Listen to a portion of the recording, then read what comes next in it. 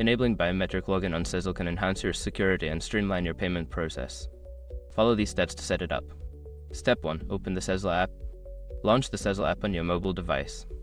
Ensure you have the latest version installed for optimal performance and access to new features. Step 2. Navigate to Settings. Once the app is open, locate the Settings menu. This is usually found in the Profile section or by tapping on the gear icon. Step 3. Select Security Options. In the Settings menu, look for the Security or Privacy options. Tap on this section to find the Biometric Login feature. Step 4. Enable Biometric Login. Within the Security options, find the toggle or checkbox for biometric login such as fingerprint or facial recognition. Turn this feature on to activate it. Step 5. Follow on-screen prompts. After enabling biometric login, follow any additional on-screen instructions to complete the setup. This may include verifying your identity or adjusting your biometric settings. Now you can enjoy the convenience of biometric login on Sezzle, making your transactions quicker and more secure.